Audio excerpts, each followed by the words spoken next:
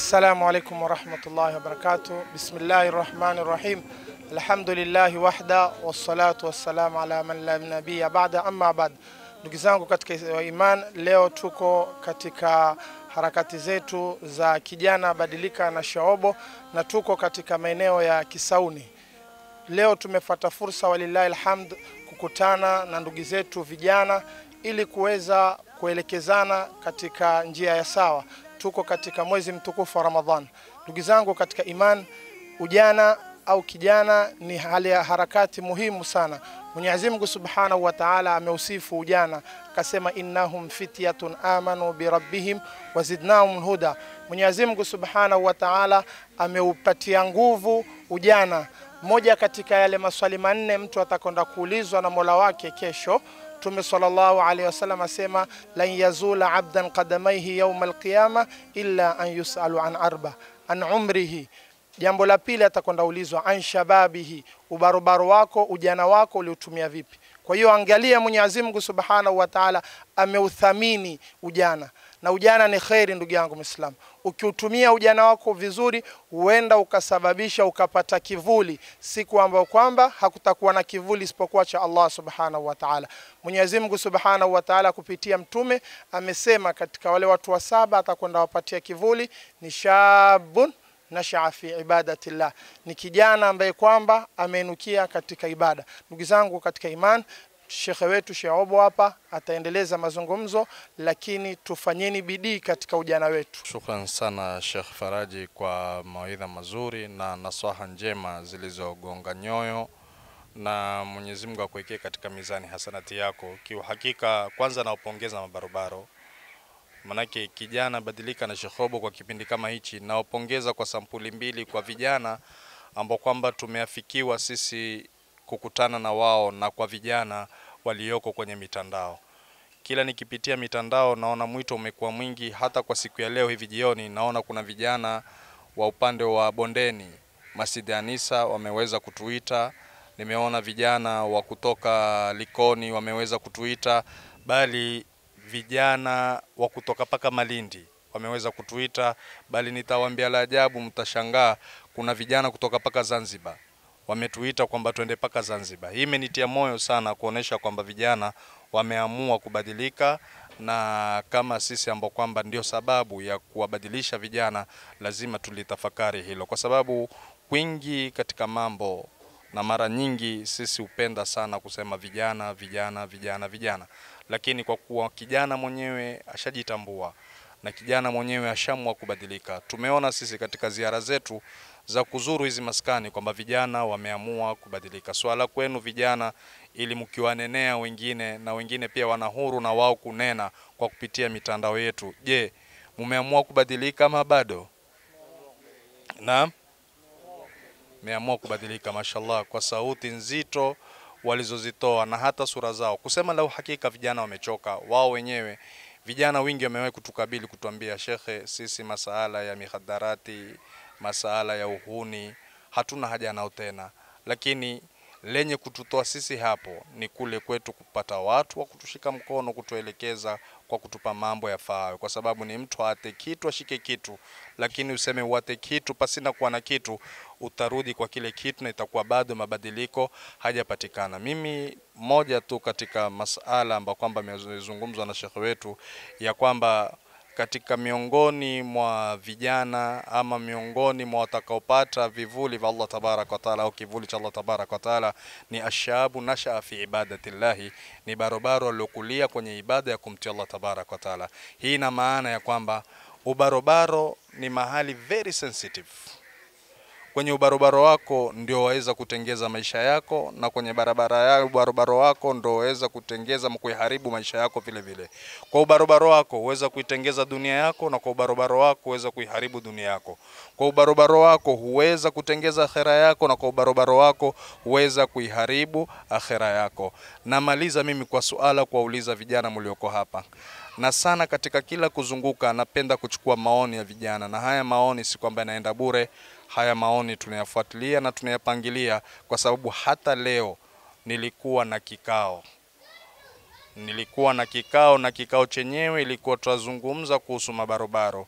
bali ni hata Mungu akipenda. Wale nilikuwa nikizungumza na wao ni watu ambao kwamba wamejipanga, wamenambia shekhe, hii harakati ya vijana isiishe baada ya Ramadhani kutoweka, endelea na vijana na sisi tuko pamoja na wewe. Lakini nitauliza kwenye suala la ibada, kwa sababu kijana badilika na Shekhobo. Kwanza kabisa kiimani, ukibadilika kiimani na mengine yatafuata. Je, Mwenyezi Mungu ashahidi ya kwamba ashabu nasha fi ibadatillahi, kwamba atamfinika kwa kivuli chake kwa mujibu wa hadithi ya Mtume Muhammad sallallahu alaihi wasallam. Je, kama vijana sisi wa maskani, changamoto zipi zinazotufanya sisi tukashindwa kukulia katika ibada ya kumtii Mola wetu? Labda ni yapi yanayotusumbua na kututatiza? Tuliwahi kwa mfumo kama huu, lakini sivyo hivi wa leo tukaweza kusikia baadhi. Lakini kwa kuwa lengo kubwa ni kuwajenga watoto kiimani, je, maskani kama hii iliyoko area ya Soko Mjinga huku, maskani yenu itwaje? Miazi miwili, minazi mingi, minazi mingi. Mungu ajalie msinwe mnazi, we minazi ya kutafuta tui la kulia muhogo na viazi tamu, lakini sio kwamba ni mnazi mkakosa kuwa mabarobaro mtakaopata vivuli vya Allah tabaraka wa taala. Je, ni mambo gani yanayotufanya sisi vijana tusiwe ni vijana wenye mwelekeo wa kumwabudu Mola wetu? Barakallahu fikum. Kijana yote yuko huru kwa kutoa maoni yake. Naam. Naam, salamu alaykum wa rahmatullahi ta'ala wa barakatuh. Sema kweli, kwa majina naitwa Muhammad Shaban Muhammad.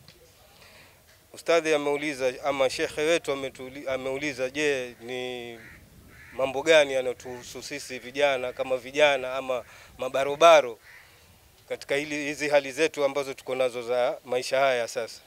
Sema la kweli, cha kwanza kikubwa ni ukosefu wa kazi, ndio tatizo kubwa sana kwa sisi mabarobaro. Assalamu alaikum wa rahmatullahi wa barakatuh. Kwanza ningechukua fursa hii kumshukuru Mwenyezi Mungu kutuweka pamoja katika kikao hichi. Hakika hichi ni kikao cha kheri, kimetuleta pamoja tuzungumza masuala ya Mwenyezi Mungu, maneno dhahabia. Alafu lile swala la kuulizwa ni kitu gani ambacho kinaletea yale ambayo umeyazungumzia, mimi naona kidogo imani zetu zimekwenda kutoa ile hofu ya Mwenyezi Mungu. Lao tungedhubutu kuwa na ile hofu ya Mwenyezi Mungu, tukaamini kila kinachotendeka katika maisha yetu ni kwa kadari ya Mwenyezi Mungu, na ile yakini ya kuamini ile neno la alhamdulillah, kila kitu kiko na muongozo na mfumo mzuri wa Kiislamu. Tukifuata ule mfumo aliokuja nao Rasulullah Mtume Muhammad sallallahu alaihi wasallam, hakika hakuacha chochote, pamoja na Qur'ani imeelezea kila kitu katika maisha na malezi mazuri ya mtu, namna anavyotakiwa kuishi. Kwa hivyo tumeacha kufuata yale ambayo ni sawa Mwenyezi Mungu ametuamrisha, tukawa na hofu na serikali au jumuiya ya yale ambayo sheria zimetengezwa na wanadamu, tukaziogopa zaidi kuliko yale ambayo tumeamrishwa kuyafuata. Tukiregesha imani zetu na tukawa na hofu kwa Mwenyezi Mungu, hakika tutakuwa na mwelekeo mzuri na kila kitu tutakiona chepesi katika yale ambayo tunataka kuyafanya kwenye maisha. Shukran, jazakallahu khair. Mashallah, shukran, barakallahu fiki. Akatoa sababu ni kwamba hofu hakuna za watu kumogopa Allah tabaraka wa taala, na hilo nampatia 100%. Ni pointi nzuri sana. Kisha pia ametoa na fikra na rai vipi watu wanavyostahiki kuwa. Kiuhakika maneno yaliyozungumzwa na vijana ni maneno mazuri na tushukuru. Na pia kwa nini tuwaulize? Kwa sababu ukishatambua tatizo, basi ni rahisi kulitatua tatizo. Ni kama mgonjwa, wamtibu mgonjwa lakini hujajua ugonjwa wake uko wapi, itakuwa sasa mkutaka kuzidi kumuumiza. Lakini unapotambua ugonjwa wa mgonjwa, ni rahisi kumtibu. Na mwanadamu akijua wapi anafeli na wapi ama jambo lipi linamfanya yeye kuafeli, basi ni rahisi yeye kufaulu kwa kule kutambua kosa lake liko wapi. Vijana, Mwenyezi Mungu ajasikila la kheri na Mwenyezi Mungu awabariki, na inshallah lengo letu kuu ni kuwabadilisha kwa taufiki ya Mungu, kubadilika kwenu kiimani na kubadilika kwenu kimaisha. Nasaha yangu ya mwisho kwa vijana, tuasema ya kwamba kunao ndugu zetu wanaokwenda Makadara, wanaojulikana kama ama vile pale sehemu inapojulikana kama Makadara Town, Makadara Ground. Imekuwa ni sehemu ya mchanganyiko watoto wa kiume na wa kike. Ni jambo ambalo kwamba sisi kama mashekhe na viongozi haturidhiki na jambo hilo, na mwito wangu kwa wazazi wajibikeni vilivyo. Mabinti zenu wakitoka kwenda kuswali tarawehe, mjue ni wapi wanaelekea na ni msikiti gani wa kwenda kuswali.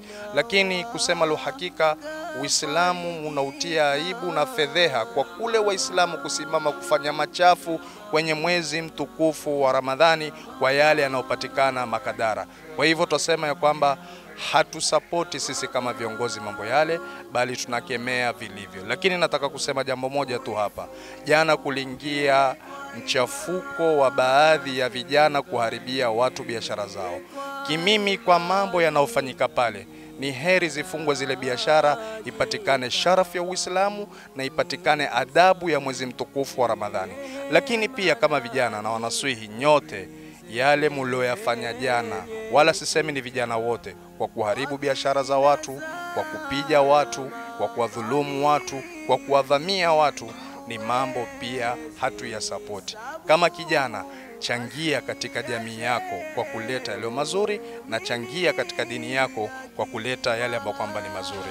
Ni wakati wa adhana, sina mingi ya kusema, mengineo mengi tutasema kesho. Leo tumemaliza 10 la kwanza, na 10 la kwanza lote hili limeshikwa na familia iliyoko Canada. Mwenyezi Mungu awabariki, Mwenyezi Mungu alipikie la kheri, na hichi mlichokitoa kwa siku 10 za mwanzo, Mwenyezi Mungu awape maradufu, innahu waliyu dhalika wal qadiru alayhi. Wassalamu alaikum wa rahmatullahi wa barakatuh.